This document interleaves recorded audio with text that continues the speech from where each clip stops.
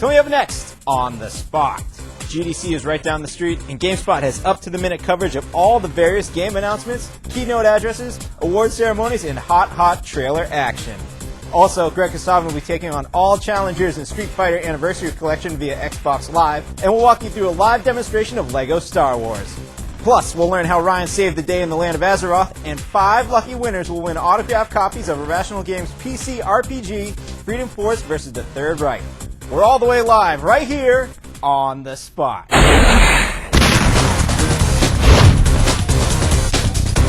we are. Welcome to On The Spot. I'm your host, Rich Gallup, and I gotta tell you, Ryan, this week for everyone in this office has been completely, totally out of sane, That's proof insane, right there. crazy. That's total proof right there. Basically, we got a whole bunch of great stuff coming up on the show today. We got all kinds of GDC madness. We have Nintendo keynote addresses, Microsoft keynote addresses. We have a Zelda trailer. We have Greg playing Street Fighter 2. We have a live demo of LEGO Star Wars. We're giving away 5 autographed copies of Freedom Force versus the Third Reich. We got all kinds of stuff going on today, Ryan, and I'm excited. How are you feeling? Dude, I can't tell you how excited I am. Like, one of the reasons that folks at home might not know how crazy it is, I think you kind of mentioned some of that stuff in there. GDC is not only in town, but it's like literally like 2 blocks up the street. Yeah. And so, like, between GDC being right up the street and all the other fun stuff we got going on, yeah, there's a lot of stuff. This is actually a jam-packed show. We got all kinds of good stuff. We're just going to get the show burned through as quickly as we can because we're only in the middle of GDC right now, right, Greg? That's right. One more day. So. One more day, all kinds of stuff. Now, Ryan, yes, sir. You put together a nice little video package for us so far. What is GDC? GDC, is basically the Game Developers Conference. The Game Developers Conference, of course, is basically an E3 for game developers, of course. So for game developers... Although not anymore. yeah, really. I mean, the cool thing is basically like, they've got all this stuff jam-packed in there. So if you're a game developer and you want to make a game, you're going to go to GDC, you're going to see people trying to sell you tools that are going to help you make a game. So whether it's stuff that's basically canned AI, whether it's like trees, you'll see in a clip that we'll show later on. It's like, you need some trees, there's a guy at GDC who's going to sell you some virtual trees to put in your game. They do all kinds of stuff like that, of course. A lot of it's workshops, people get together. I saw one of the little workshops they had going on was from Clover Studios, of course, the people that worked on Beautiful Joe, Steel Battalion. They were talking about making a game that is a little unorthodox, like Beautiful Joe and Steel Battalion, and how to make that fly, of course, So there's all kinds of stuff happening over there. They do, it's a little bit more lax than the game conferences we're usually used to.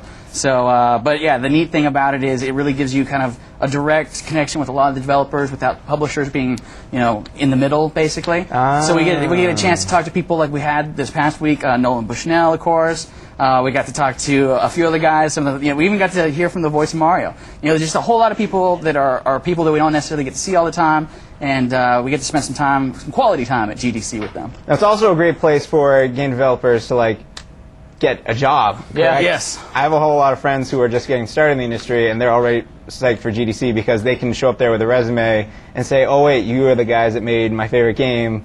I want to work on it." Right? I think there's definitely a lot of recruiting that goes on. I think like BioWare historically has kind of a big sort of pagoda thing where people just kind of file in and drop their resumes off and hope they can move to Alberta and hopefully get there safely when they fly. The one interesting thing that I'd like to add about GDC that's kind of different this year so much, or a little bit more that we've seen. I guess it's kind of been a tradition. Every year GDC gets a little bit more press friendly. Yeah, it's sort of a weird. I don't know. I have mixed feelings about it because at some level I feel guilty about it. It's like we go there and we show up and we cover all this stuff, and so then the subsequent year there's more stuff for us to cover, and suddenly it's no longer game developers conference, it's like pre-E3, and I hope the spirit of GDC survives, and we're showing up because there's stuff for us to cover. We're not trying to kind of mess with the spirit that the show started with. Definitely walking around the show floor, I gotta admit, E3, it's a little natural to just push through the crowd. GDC, I was a little nervous walking around all these people because I know these are the ones making the games and they're all there to do business, and I didn't really want to... Oh, Ryan, are these trees? There's the trees. Look at the speed tree. You need some trees in your game? These guys will hook you up. So that's their specialty, to make trees? They hook you up. And there's the stuff like this, you walk around and there's like people demoing this new technologies that people can use for games. Like, I don't know whether this is you point a camera at a guy and then you make a game character do it. I don't think that's exactly what it is, but they make it sure seem like it's that easy. And then look at some microsystems. That's one of the other things at GDC. E3, of course, you get a lot of booth babes and all that. Is that virtual beer? Oh, no, that's straight up real beer. GDC is all about real beer, and real food is all I can tell. Hey, Expression College for the Arts, we know them. Yeah, they're there. They're talking about the school. You can go learn how to make video games, of course. And then, yeah, one of the neat things I saw was these guys, these iBeta quality assurance people. You know, if you're a small company, you probably don't have a huge beta team, but there's people like this that'll totally have a beta team ready and waiting for you. We will play your game for money, and we'll tell you we'll tell you where the bugs are. So there's all kinds of weird stuff at GDC that you just don't see anywhere else. And you know, where else are you going to see a big cool banner that says latency kills? I mean, I know that, but I mean, does anybody, you know, it's like, that's the kind of crazy stuff you see there. One thing that's also nice about GDC, it's well lit. Yes. As compared to E3, you're walking around, you'll be able to recognize people, you'll be able to talk to them. There's not music playing all over the place. Nice and not nearly as loud as E3. Yeah. Very nice, very nice. Now, Ryan, if we could, yes, sir. Before we move on to the rest of GDC madness, yes, sir. You wanted to talk about it last week on the show. Oh, that's right, yes. You saved World of Warcraft recently. I did save World of Warcraft. How did you do it? I can't take all the credit. There were some folks at Blizzard. George, right, all right. So you facilitated it. Yes. No, actually, there was an interesting thing that happened last week. And for those of you watching that are World of Warcraft fans out there, you probably saw some of the stuff mentioned in the World of Warcraft forums right before the show came on.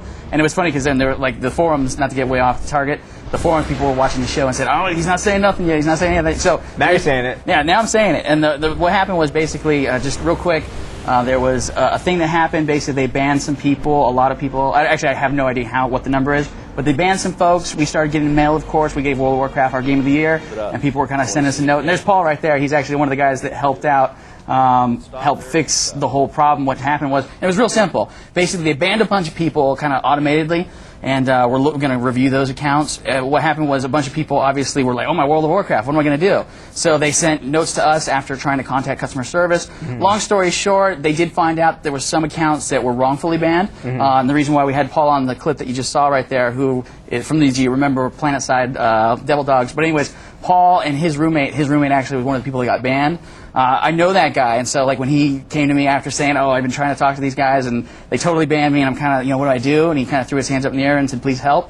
I realized that there was probably a number of people that might have had something similar. So thankfully, the folks at Blizzard, we contacted them, started talking to them. They had some people look at the logs, and they figured out there was a weird anomaly, a little third-party action mixed in with like the right place, right time. A lot of those people got, kicked out of there and banned for a little bit. But the cool thing about Blizzard is, they're comping people that time. So if there was 2 or 3 days that you missed, if you haven't already got an email, then they're sending it out now. So just wanted to make that note since last week we meant to mention it, but it was right before the show. We didn't have enough information, so we actually ended up at the last second not saying anything. Congratulations. Yeah, that's nice work. I'm sure everyone appreciates it. Yeah. Good work. So, now, shall we get back to GDC? Yes, sir. All right, GameSpot Complete members, as always, the show won't be the same without you, so use the form located at the bottom of the page. Send us your questions. We'll read them live on the show. It'll be a whole lot of fun. Also, stay tuned for your chance to play against our own Greg in Street Fighter Anniversary Collection for the Xbox via Xbox Live. Look for the username GameSpotting. That is GameSpotTing at the end. Very good? That's awesome. Cool. Ryan, where were you yesterday? Yesterday, I was at GDC. Specifically in the morning, I was at the Microsoft keynote address. Oh, what was that? I can tell you all about it, but I think we got a really good package that does a good job of telling you all about it. So we're just going to go ahead and kick it to the keynote.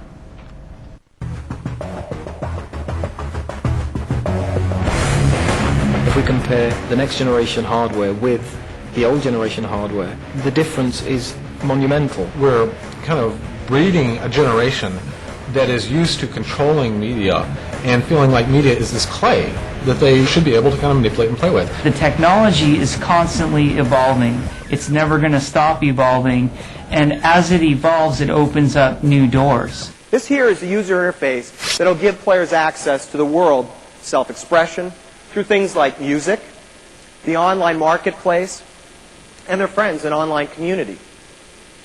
At the top, we have the concept of a gamer card. This is where the player gets to put their imprint. And you can see some of the same information that was available on my gamer card. It's where they get to express themselves to the larger community. But before we take on this challenge, let's look at a couple of other new concepts. In this expanded version, we see some other interesting ranking information on top of the hometown and that kind of thing. I think of this as sort of the gamer's baseball card. It's a new concept, but it's about who they are combined with what they've accomplished. Music and custom soundtracks are one of the most popular features done a lot of research on this. One of the top features that users cite is a reason they love their Xbox. But there's a disappointment factor as well, and that is it's not in every game. So in the next generation user interface, on the next generation Xbox, in all games. So here's a way that we put the gamer in the center of the action, allow them to customize their experience, and we're bringing in a new partner. Now musicians get to brand their part of the experience in this new connected world. That guide, that user interface is really the gateway, a consistent gateway for our consumers, our broad consumers, to access these new next generation services that we've been talking about. And it doesn't just stop at the things that we've shown. But by creating that standard interface and a standard way to interact, we really have the opportunity to take the HD era to all new places. So yeah, that was the Microsoft keynote. Some business there. You know, it's kind of interesting, don't you think? It definitely is. I mean, the fact that that system is going to be here within the next year is still really crazy. Everyone's been saying, but it's just going to be a real interesting year with that thing coming I can't out. wait to hit E3 and see exactly what happens. It's gonna be interesting. I'm sorry. What's You know it's going to get here much sooner than you wanted to as well. Oh, that's probably true. Yeah, totally. But People should go harder. Should we take some questions? we should totally take some questions. All right, cool. Al Weasel from Minnesota wants to know, are we going to get ripped off now that it seems that every little unlockable and extra will now cost money with this microtransaction? I mean, that's a pretty cynical way of looking at it. Right. I have to say, it's not going to be that bad. I mean, people will pay for what they want. I think Microsoft has sort of dabbled in some of this stuff up till this point. I mean, like a handful of games have had their pay-for-download content packs, and I have no idea how well those things sold. I assume that they haven't been, extremely successful or anything. It seems, I don't know, it seems like a promising business model, I guess. If you could get like a really cool level in a first-person shooter for $1, it's worth paying for. To me, it kind of seems, actually, if I'm going to compare it to anything in gaming, I'd compare it to maybe getting a mobile game put on your cell phone. Yeah. Because it's a cost, it's like below $5, right. And it seems really minimal, and you don't realize that you're doing it, and then all of a sudden a whole bunch of them could add up on your phone bill. It's also like collectible card games or something. Just one more little booster pack or whatever, and suddenly, you're out thousands of dollars because you bought so many unlockable upgrades or something, outfits for your characters. Exactly. For me, it's like, I equate it, like, here's a real good example for me. If it's going to do something for my game and my game experience that's, like, directly impactful on my gameplay, case in point, Fight Night Round 2. Like, I'll be honest, like, with customization, a lot of games in the past, like, even Fight Night 2004, it's like you had the trunk stuff, the glove stuff, it's like different color stuff, whatever. It doesn't really affect your gameplay. I'm sorry, that kind of customization, not interested. Stuff, the same exact thing, Fight Night Round 2, though, they totally add to your stamina. They totally add to your cutability. So right there, it's like, for me, I fool around with that customization because obviously it's going to affect how I play in the game. So for me, the question comes down to if it's an aesthetic thing. If it's just totally aesthetic, I'm not going to pay the money. That's just me. I don't do that kind of stuff. If it's going to enhance my game, like, then it's going to be like, well, how much you want? And so for me, I'm interested in it. I just want to see how it turns out. We'll have to wait and see. It's definitely a double-edged sword, though, because they're not going to be wanting to play a game online where, like, how well you do is just a factor of how much money you've dumped into it. We've all seen how that. Yeah, I mean, people have tried stuff like that.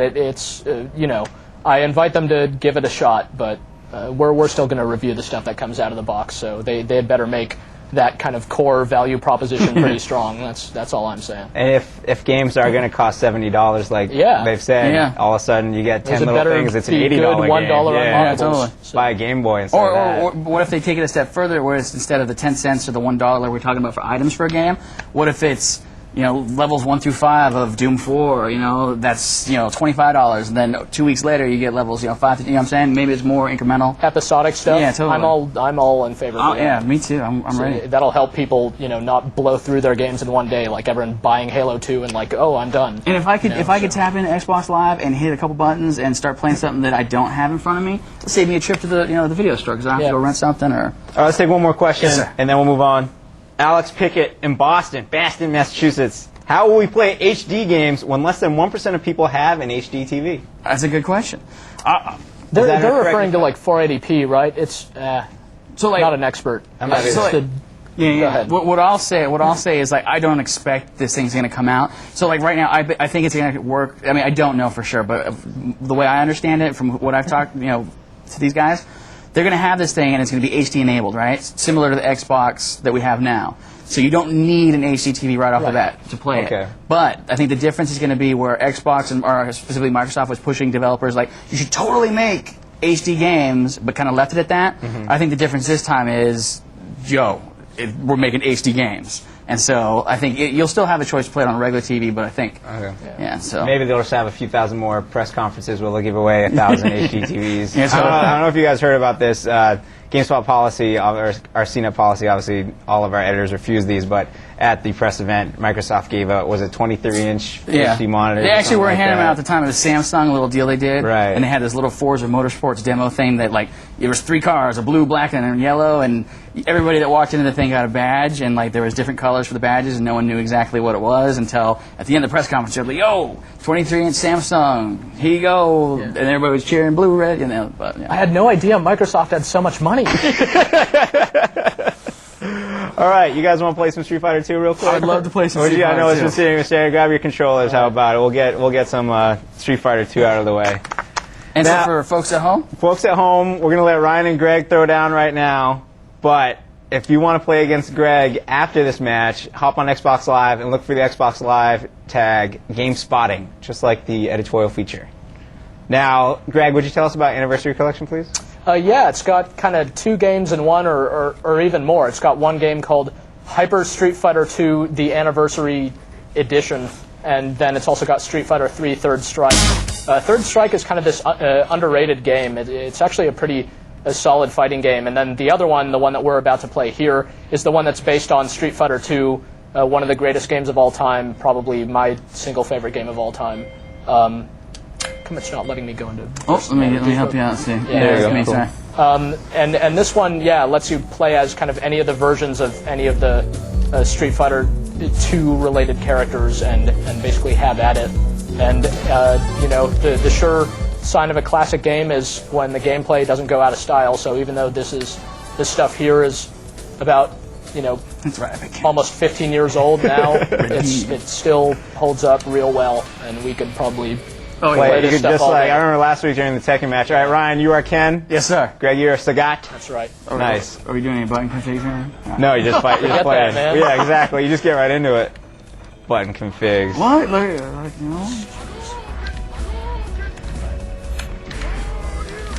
Now, in the forums recently, a lot of kids got upset at Ryan for claiming to be the Tekken 3 World Champion. Are you going to make any such claims now that you just beat Greg in I'm good at Street Fighter. Man, it's 1 round. it's just 1 round. It's just 1 round. That's right. So, that's trouble. It's like I could hear him having some trouble over there with his. I still use the big Xbox controller. Oh, I'm sorry. If I'd known that, I would have grabbed you. It's all right. This one's probably better for it, but. Fierce competitors on the battlefield. Greg's doing good this round. He's playing smart. Yeah, I'm just trying not to use any moves because stupid. Yeah. You don't like the controller. Oh no! Reversal attack. That's trouble. 1,000 points. Rounds. All right. So once we get this out of the way, I'm gonna put 5 on Ryan. Right? No, I'm putting 5 on Greg. Just so people know, the last actual tournament me and you were in was probably like CES 10 years ago. I don't know if it was just the first E3. It was like the Tekken game. Yeah, that's right. It was Tekken. Was it Tekken 1 or 2? It was Tekken. It was straight up Tekken 1 for the PlayStation. Oh, this is gonna be awesome. No. Oh boy. Yeah, that's not good. Oh, you would have killed me. Oh, I would have got you, man. So let me go do my button config. Whatever button config. You don't need it. Who's good? Dude, where am I? All right. Oh, dude. All right, that was a good match. Ryan, you redeemed yourself a little bit. You can pay Greg after the show. You can pay Greg after the show. Now, yesterday was the Microsoft keynote address, correct? That is correct. Today was some big business. Big business, Ryan. What happened today? So Microsoft yesterday talking about HD and the future of the HD living room. Today was Nintendo talking about the here and now and a little bit about the future. They actually said a little bit more about the revolution than I think anybody expected. But we actually have a whole package ready to go, so I'm not even going to talk about it. You'll hear us come in a little bit, but let's go ahead and take a look at the clip. On the screen above us, you see Will build car.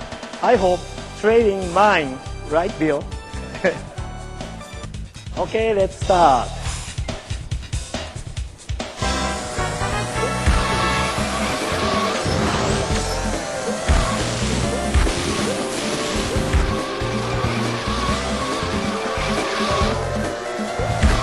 I'm Mario.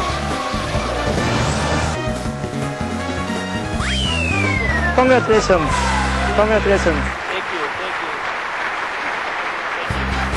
That was fun. Let me give you one example of what we are working on. Internally, we are developing Animal Crossing Wi-Fi. We chose this property for a couple of reasons.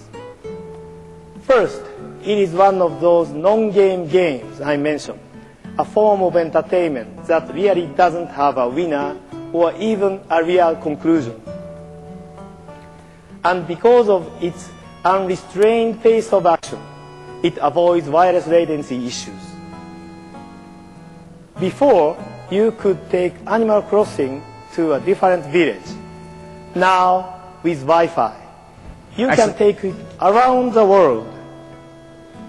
So, we feel that our form of free and easy wireless play helps move our industry in a new direction. So yeah, this thing right here is Nintendogs. And as I'm talking to this over this, it's like you can see what's happening. Basically, it's a live. This is the shot that they had from the press conference. They basically showed the game, and you can see as he's playing through it, he's got the little virtual dog on there, and he's using the stylus, and he can do all kinds of stuff like pet him and get a little virtual ball, and there he goes. He throws it across the room, and the dog goes and gets it. And like this was actually kind of interesting because they had Mario Kart DS right there, and obviously you can see how much fun that is with 8 people racing around a track, jacking each other. With the dog one, it was kind of funny because like everybody, like the dog was first of all really lovable and cute. You couldn't really get around how awesome he was. And it's funny because like when it first came on, I think everybody in the room was kind of like, what are they doing? Nintendogs? What is this all about? But then as it started going, like there he is, he's cleaning the dog with the stylus. As it started going, people were just like way into it and like we're clapping and cheering when he'd get the dog to do something. And one of the cool things is it's not only the stylus interaction that you have with Nintendogs, it's also voice. So he was actually whistling into the microphone, saying, Chopper, here he comes. And then they had another game that they showed. One other software project we are calling Electroplankton. That sounds different. Electroplankton. And it looks different too. The idea here is that creativity should not just belong to the developer, but to the player as well. So this is Electric Plankton. Another really interesting game. There's Bill, and this is what the demo they showed, and it was kind of interesting because what you'll see as I talk through what he's doing. He had these fishes, right? And it was kind of like this music game. So what he's doing right here is he's speaking into the microphone. So you hear in a second what he recorded. And so what he does is he touches the next fish and he'll record something else. And he does it 4 times basically, and each time he records it, it adds into the loop. There he goes, he's recording his voice again. Electroplankton. So there you go. So he's got the 2 elements, now he's going to add a 3rd element. And it's kind of like this little live little music mixer thing. There he is speaking into the microphone again. Electroplankton. And he does one more that actually is really good, so we'll record it and then we'll listen to it. Electroplankton. Electroplankton. So it was a lot of fun, and this is something else that people really got way into. They just showed this for half a second, and it was this really neat thing. And they talked a bit afterwards about how people, when they first saw it, were kind of like, "What's this all about? Where's my score? How does it work?" But they were like, "No, it's just this cool thing. We think it's neat." Here's another aspect to it. They had a little Mario remix action for the fans out there. And basically, you just went around and kind of changed the melody. And once again, it wasn't anything about scores or anything like that. It was just about having the ability to do it and try it. After this is when they started rolling into the Revolution stuff. And I'll be quiet and let Mr. Iwata kind of explain what's happening with the state of the Revolution as we're about to see it.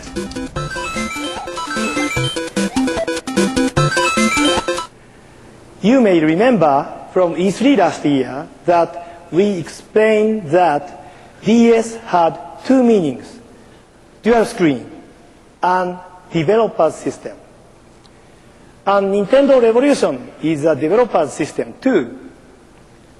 With IBM, we are creating Revolution's core processor, which we have codenamed Broadway, because Broadway is the capital of live entertainment.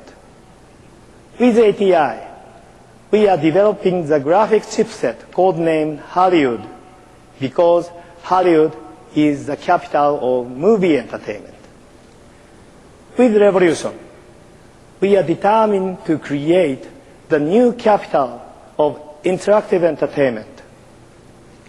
Now, a couple of specifics. First, contrary to much speculation, I can announce today that Revolution will be backward compatible.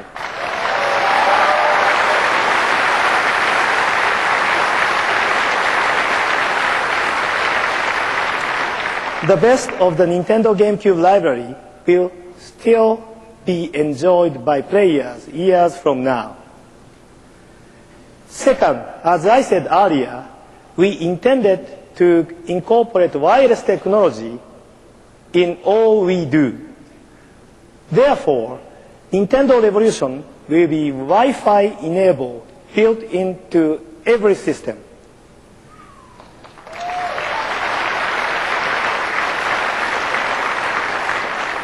Thank you.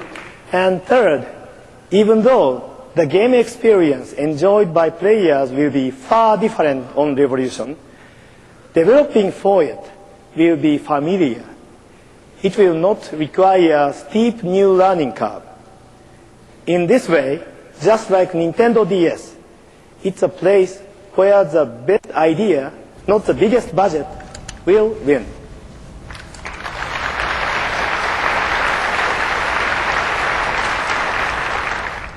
And we are back. Ready for some questions? Yes, sir. Actually, before All right, fine, go ahead, yeah. Before we go to that, like, Yeah. Greg is just starting to get up. He's starting to get up to speed over here. Yeah. It's like he's whipping people left and right now. I don't know, man. Now it's going to jinx me. Sorry, but yeah, what kind of quick questions? Yeah, why'd you have to go to him right Sorry. then? That was terrible time on your part, right? All right, first question. Yes, Taylor sir. Migner, Boxborough, Massachusetts. These are regular. Will the full keynote speech by Mr. Iwata be available on GameSpot soon? Yes, that is absolutely correct. Our little machines are running behind the scenes right now, getting it all going. But yeah, it's like the full 55 or whatever minutes of it.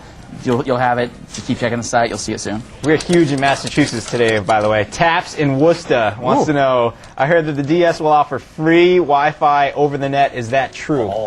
Yes, that is true. But the one thing I want to clarify that people often mistake is they misunderstand that Wi-Fi, is basically just the network connection that allows you to wirelessly connect to the internet. So you'll still need, your DSL modem in your house, or your cable modem, and then you'll need a wireless access point, which is this thing that plugs into your business and allows you to connect wirelessly instead of plugging an Ethernet cable in. So yes, though. Cool. Yes. We have a whole lot of questions here about some game called Zelda. Oh, that thing. That's right. That was the one That's thing. right. Yeah, that's right. Earlier today, you saw it here, probably first, I'm going to say, right here on GameSpot. It was the brand new trailer for The Legend of Zelda, I guess is the working title still. They haven't told us what it is. And in case you haven't seen it, check it out.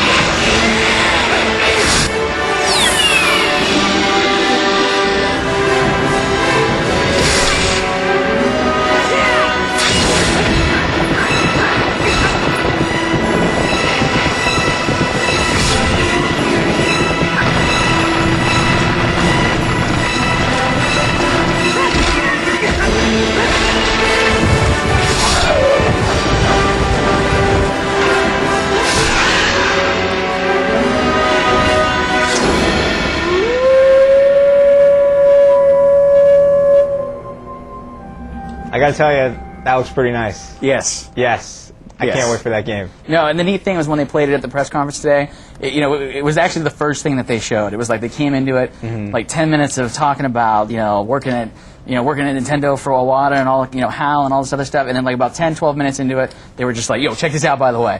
And it was like, and it was cool because it wasn't like, he actually said the words, I think it was like, showing is more powerful than telling, so, and like he walked away and it was like this like brief like 2-second period when I think everybody was like, did he mean, and then like it started to do the transition and it got dark and it came up and everybody was like, oh my god, and started clapping. It was awesome. It was cool. I remember at E3, they didn't tell you, no one knew that a trailer was coming. This one was kind of leaked, and they ended the press conference with it, and they didn't even tell you what the game was at first. This is the sweep across the countryside, the little man on the horse comes out. That was a great trailer. It was a great trailer. Yeah, that does look like a really neat game. Daniel Stark from Stockholm, he says, I believe that he wants to know, Zelda the Wind Waker's theme was wind. I believe from the sources we have that new Zelda will be some sort of evil. What do you guys think at GameSpot think it'll be? Have you thought about it? Not really. Is it boars? Is it ham? Is it animals? I mean, Stealing cats? Exactly. That shot. My favorite shot is actually when he picked up the cat out of the cave and ran away. The other cat followed him. I have no idea what's up with that. It begs many questions. It does. And the shot with the ghost, I think, would be my second favorite shot. Those are both pretty good. I think they're going to keep it. I think there will be some kind of theme or something like that. But so we'll have to wait and see. But I think it'll be at its core Zelda. Be what you love. It should be a game. Yeah, although I was a big fan of the Wind Waker's look. I thought the cell was really nice. It was a nice change. It was like playing a cartoon for me. Yeah, it was good. It was good. Oh well. Anyway, so let's hit some more questions before we move on. Okay. Redmond, another regular in West Covina, California. What are your thoughts on Nintendo announcing that Animal Crossing for the DS will be online? Greg. That's pretty cool. I just want that game to come out. I frankly don't care that much if it's online or off. Actually, I've been saying since I played the original one that one of my favorite things about Animal Crossing was that like the people in it didn't suck, like because it wasn't online. Right. Like they were really interesting and really like funny and clever and smart. And meanwhile, I was playing The Sims online, and like everyone was a moron. So and that's because they were. I don't. You hear what I'm saying, man? I mean, Animal Crossing had a cool community aspect, but I hope that like the online aspect isn't the focus. I hope that really like well-written, cute, cool characters are still kind of at the heart of. I can't believe he just got. I'll save for that. But awesome. Out of shape. Just keep practicing. You'll be fine. You were doing really good by talking. When you're talking. That's all right. To chime in on the question, know what I'm saying. I came into Animal Crossing very late in the game, and I really liked it. I played it every day for a month, and I kind of got a little tired of it. But what I did like about it was that it had the potential to be a game that I could draw my girlfriend into gaming with. Yeah. It was cute. It was fun. She really liked it. And what really drew out of it was like the writing notes part of it. It's extremely tedious and extremely necessary at the same time. And so it'd be neat on the DS to use the stylus, send threatening letters to people across the country. Exactly. Maybe the DS with the stylus will make notes a whole lot, like, a whole more fun. Will be a lot faster. Exactly. Help me out. Cool. Nice. So what else we got? This is more like it. That's better. Some business. Yes.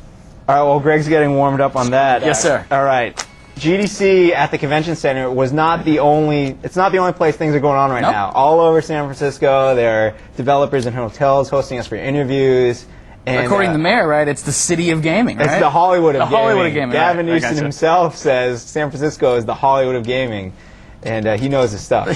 So right next door to the convention center is the Sony Metreon, and if you're not familiar with that, if you're not from San Francisco or been to San Francisco, the Sony Metreon is pretty much a Sony mini mall, I guess would be the best way to put it. They got a PlayStation store in there. There's a store just dedicated to the PlayStation. There's a store just dedicated to Sony Electronics. There's a gigantic IMAX theater. It's really nice. And a new addition to the Metreon is the Walk of Game, and our man Homer put together a nice piece all about it, so let's check it out. Tuesday night at the Metreon in San Francisco, 6 stars were inducted into the inaugural class of the Walk of Game. It is through their inspiration that has given way to the creation of Walk of Game, a landmark for gamers worldwide. The Walk of Game honored the icons and pioneers of the video game industry with Halo, Link, Mario, Sonic the Hedgehog, And Lifetime Achievement honors were granted to Shigeru Miyamoto, creator of Mario Brothers and Donkey Kong, and Nolan Bushnell, co-founder of Atari and Pong. Highlights of the show included Sega's announcement of a new game, Shadow the Hedgehog, and Nolan Bushnell's acceptance speech. Thank you very much for this honor. It's always fun to be walked on wherever you can be. We have a powerful technology here. Where's it absent? It's absent in our schools. And it's not our fault. It's the school's fault. We have a major crisis in education in America, in the world.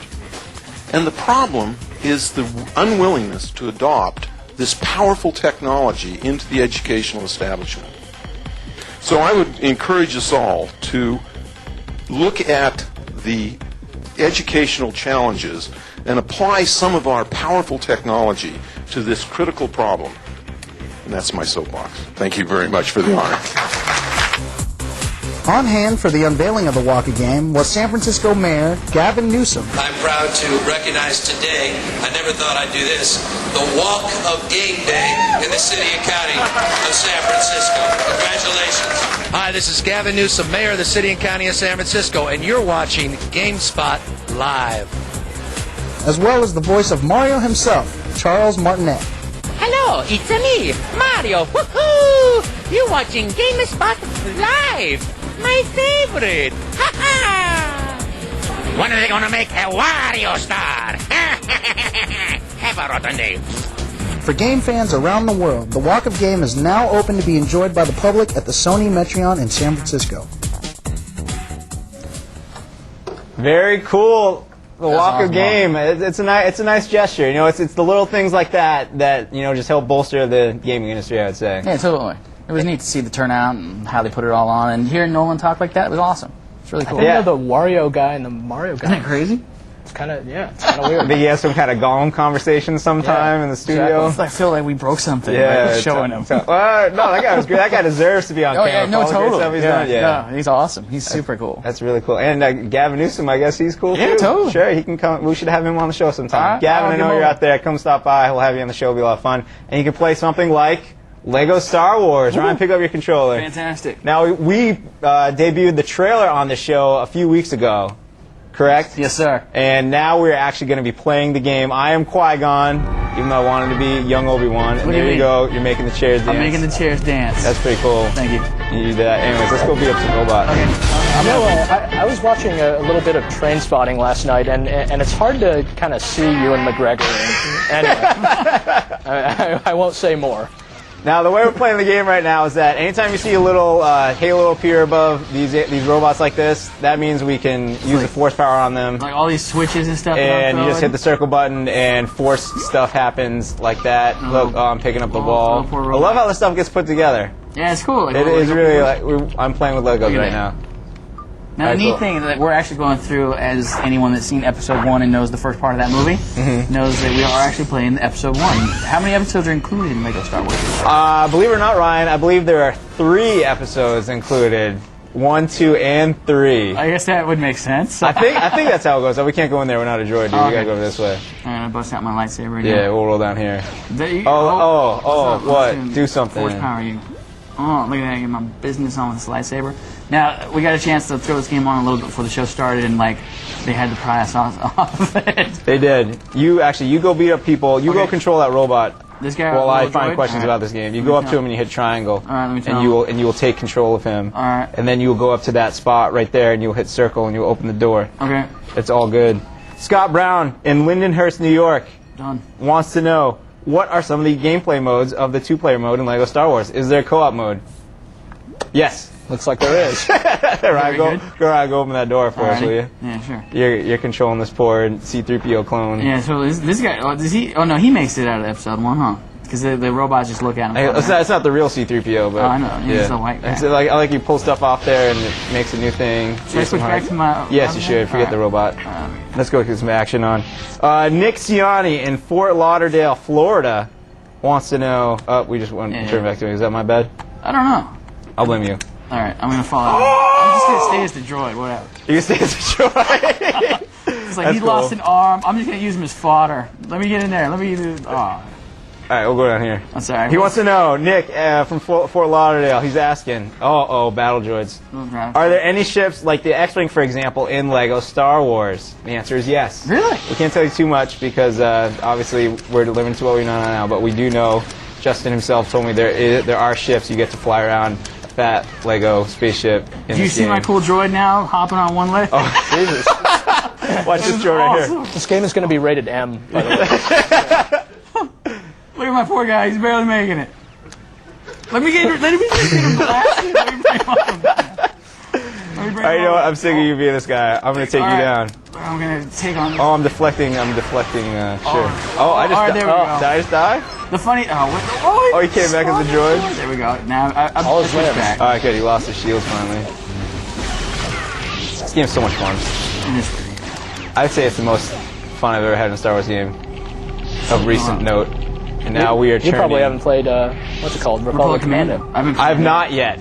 Yeah. And my friend Jesse's going to come with for that because he did the music for it. But that game looks all kinds of fun.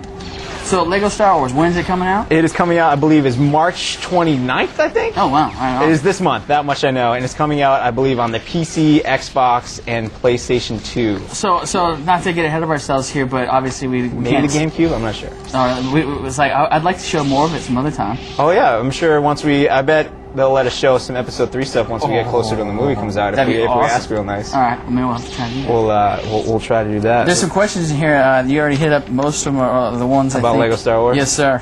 Does it involve... Oh, by the way, Justin told me I had to do this. Stand still. Okay. Oh. No, wait. Oh. Oh, no. Obi-Wan. You never made it out of Episode 1. I just ruined the entire fiction of Star Wars right there by killing Sorry, Obi-Wan. you wrote it yourself, man. I did. Changed That's good. history. Also, I'll let you know that was a story mode we were playing right there. There's also a free play where I think you just run through and beat up everyone. Right on. Now the story mode I assume follows the action. Like you remember the way Episode 1 starts. Obi-Wan and the ship, and then they got to go. Qui-Gon, and the ship blows up, and your ship that delivers you blows up. We skipped over the cutscene, so we get right to the gameplay, but it's pretty funny. And the funny thing is, right there in the gameplay, we actually had the bit where they jump out of that little air shaft thing, that looks kind of cheesy in the movie, but that's really cool. Yeah. Excellent. All right, we'll let Greg get back to his Street Fighter, but Good, fine.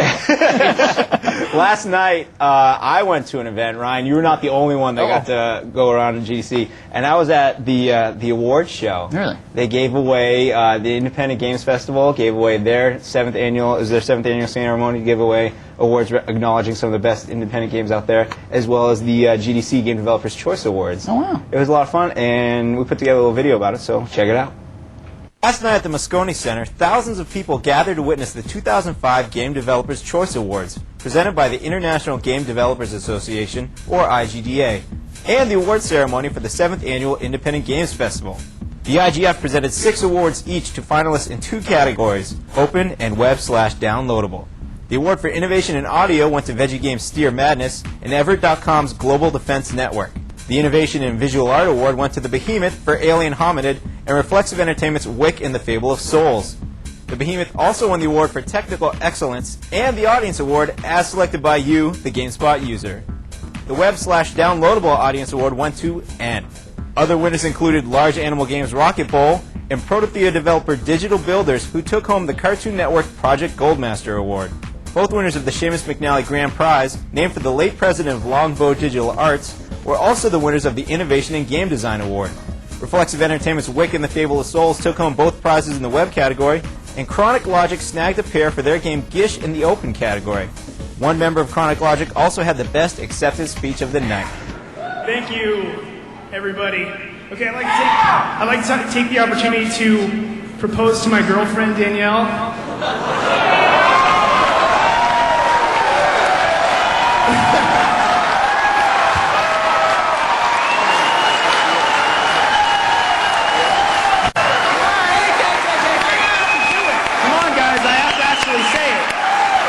Danielle, will you marry me?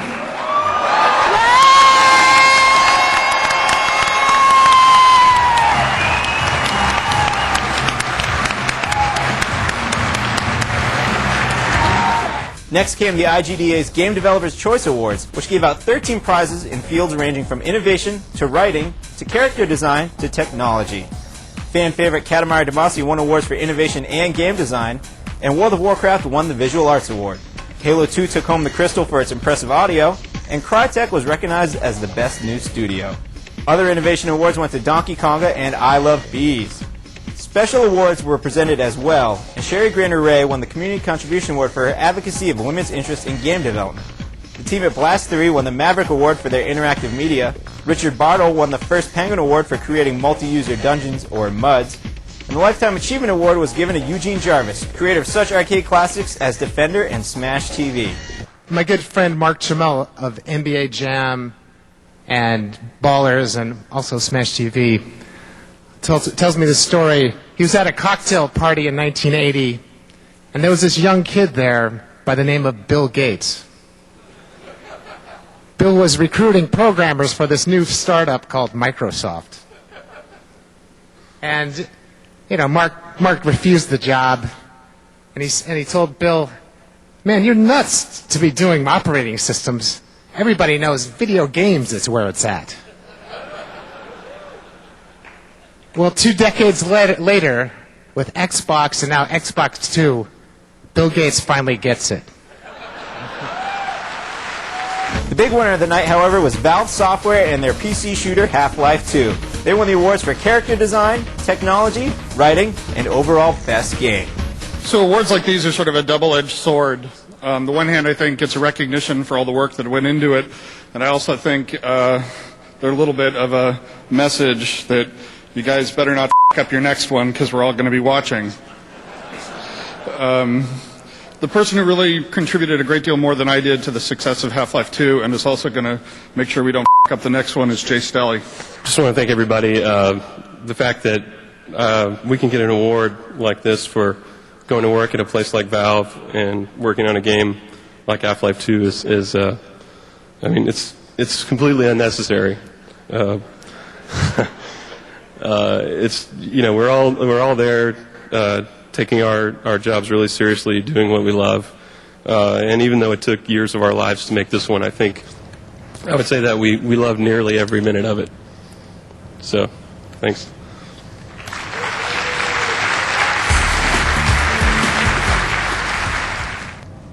The awards were a lot of fun. There was a crowd of a good 2,000 people. That guy asking his girlfriend to marry him. That was awesome. That was great. It's a cool game too. Gish. Gish is a great game. Worth a download.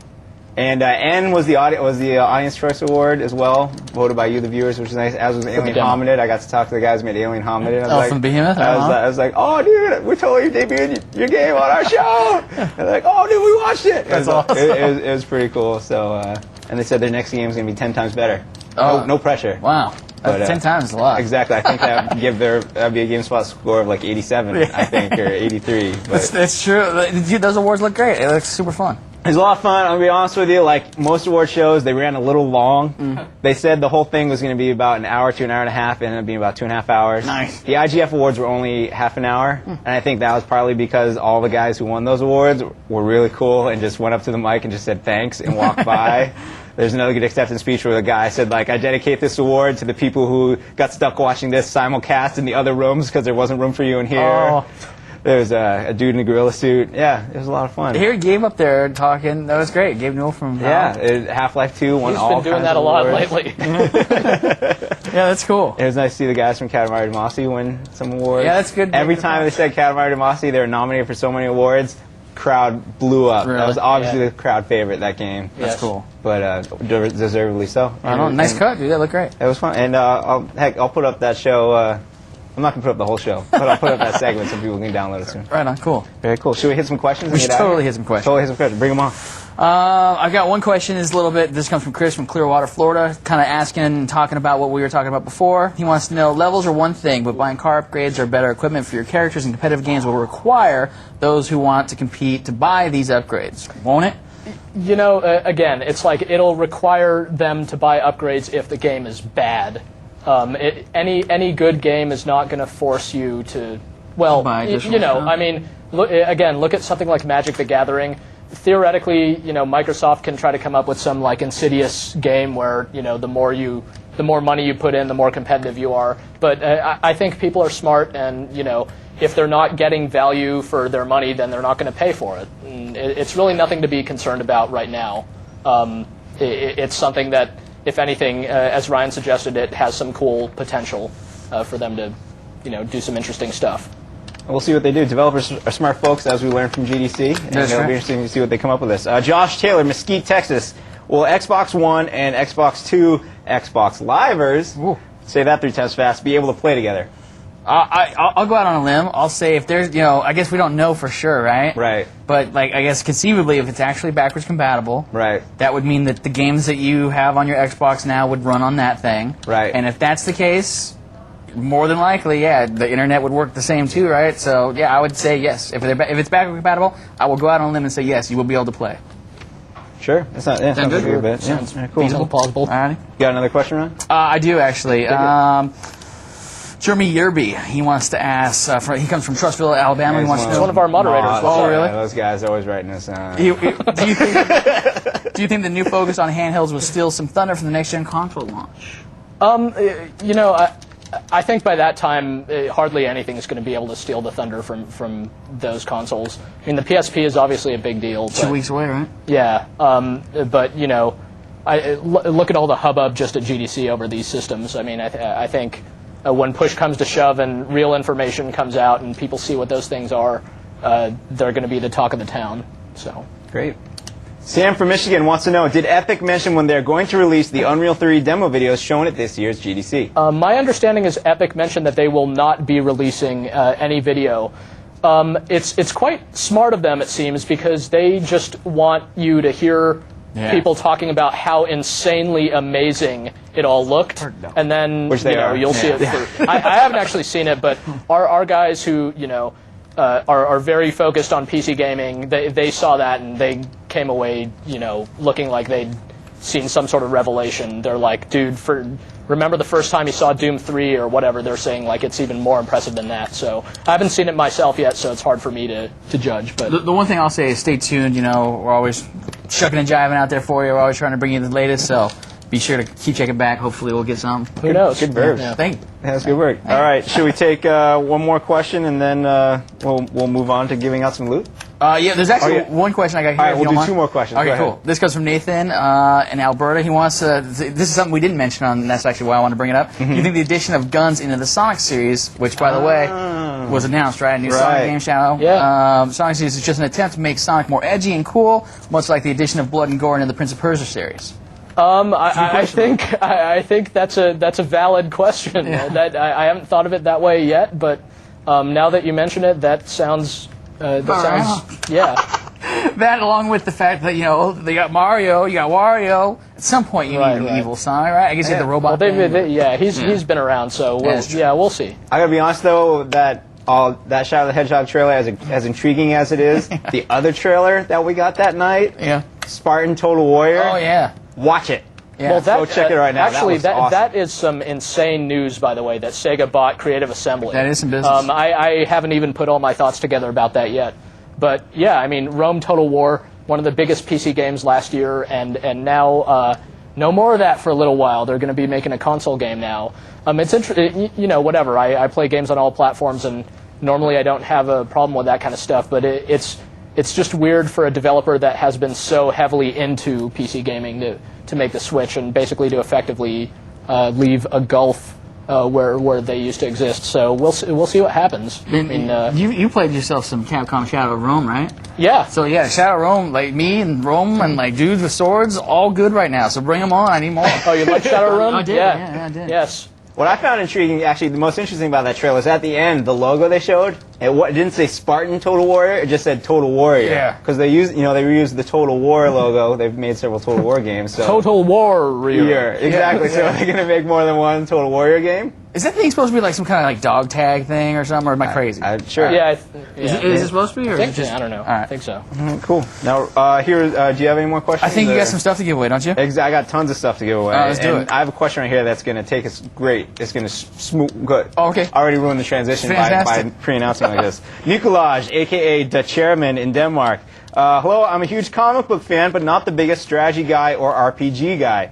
Is Freedom Force worth buying if you're a big comic fan? Yes, that is probably the best money that you could spend on games right now if you're a big comic fan. I mean, it's just a really, really cool game. But if you're into comics, especially, I mean, you'll love it. It's just got so much character and such a good story, and it's just a lot of fun to play. We have some footage of the game right now, actually, if you guys want to roll that for us. Well, Greg, you just reviewed the game, and it was the sequel to just Freedom Force. Yeah. What can you tell us about the game? It's basically this action RPG. It plays kind of like games like Baldur's Gate, but simpler, or even like a real-time strategy game. It basically harks back to sort of the Silver Age and now also the Golden Age of comics. So, you know, the old Jack Kirby stuff and Stan Lee and all that. And I think the really interesting thing about Freedom Force is that, like, at first I think everyone's impression was that Freedom Force was just going to be this parody. It's like, oh, har, you know, poking fun at this stuff. But it's not that at all. It's very, very sincere. It's totally an homage.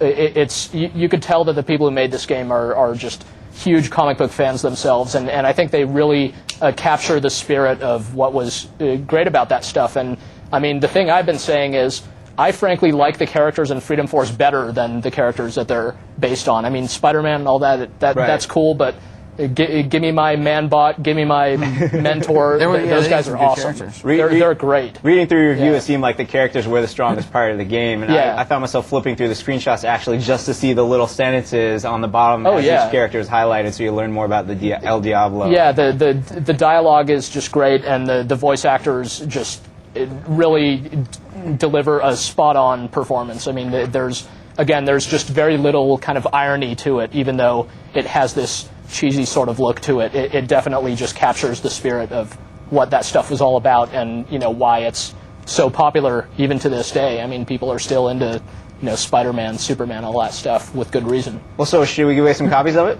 I say we should. The fine people of Video Games and Irrational Games have hooked us up with 5 autographed copies by the developer. Greg, can you come up with a trivia question for us?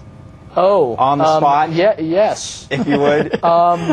Let's see. While you think about it, as you know, the traditional prize entering procedure here at On the Spot is, if you're a GameSpot Complete member, using the form below, putting your name, putting your full mailing address, and when Greg asks the question, put the answer down in the big box, and we'll get it. And if you're one of the first 5 people to get it right with your correct mailing address, we'll send you a copy of Freedom Force versus the Third Reich. Is that enough time? So yes, absolutely. Cool. So wait for just one question, right? Yes, just one question. Right.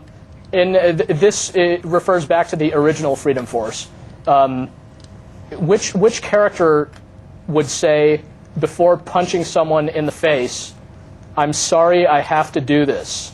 That's a good question. That is a great. I'm sorry, I have to do this. All right, if you know the answer, fill it out. If you're one of the first 5 people, you won yourself an autographed copy of Freedom Force versus Third Reich, courtesy of the fine people of Video Games and Irrational Games. That's awesome. Very cool. Speaking of winners, yes, sir. Last week we gave out some prizes as well. It's like some Tekken 5. We got 3 copies of Tekken 5, and I'm sure a lot of people want to know. The trivia question was, who's Jin's mom? All right. Jin's mom is June. June Kazama. Yeah, there you go. And we had like 300 people get it right, I think. But the first three people to get it right were Cody Malden of Louisiana, James Johnson of Massachusetts, and Bob Claflin of Arizona. Congratulations. You won yourselves a copy of Tekken 5, and if yours is not in the cellophane, that means we used yours on the show, and you can brag to everyone about that, which would be great. And we also gave away some great I Am Not a Geek and 100% Geek T-shirts that I brought back from the Intel convention. Very nice. And the winner of that is Jim Witsack of Ontario. That's some good Congratulations. Business. Do we have any good GDC stuff to give away? I don't have any GDC swag. When I go back there, I will look around and see if I can't get you something. Maybe some Sun Microsystem little beer mugs or something. I've got some Walk of Game magnets right here. Oh, those are cool. These are pretty cool, huh? They've got the little. Is that supposed to be the Intellivision guy or? He looks like it. He does a little. Yeah, I got 3 magnets right here. He'll give away. We got some T-shirts and stuff. Give us an entertaining answer to Greg's question, and if your answer entertains us the most, we'll send you a whole bunch of GDC stuff. Entertaining answer. Yeah, entertaining answer. Ryan. Yes, sir. Before we go. Yes. Tell us who's going to be here next week. David Jaffe. Who's that? David Jaffe. Wow. For folks that don't know, David Jaffe is the man. He's totally the man. He's the guy that brought us Twisted Metal. He's the guy that brought us Twisted Metal 2. He's the guy that's been working on God of War, the game that he said is his game of a lifetime, basically. The game that he's always wanted to make. And I can tell you, the last time I saw him, he sat me down in a room for like about 2 hours and went through the game like on this like super crazy like setting that allowed him to float through walls and basically just show me as many cool things in the game as possible. And like, let me tell you, I wish I could show you all that stuff right now because, damn, that game looks awesome. He's going to be here on the show. He's going to be here on the show. And he's going to bring the game with him. He's going to bring the game with him. That's right. So next week, if you guys have any questions for the God of War stuff, start sending them in right now.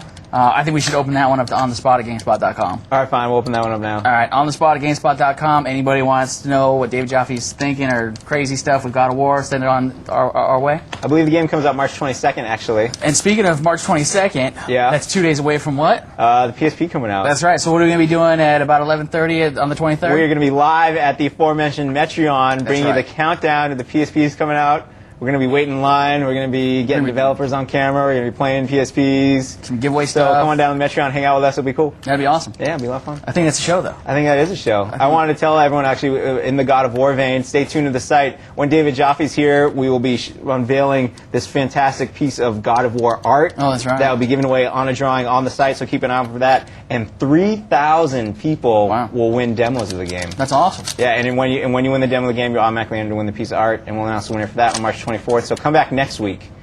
Greg, thanks for coming by. Sure. You played some wicked Street Fighter 2 today. You ran up against some good guys. You ran up against some good guys that you had a problem with. Yeah, the previous guy I played was real good. That's why we didn't put him on camera. Yeah. But like, thank Ryan. Did you get that on camera?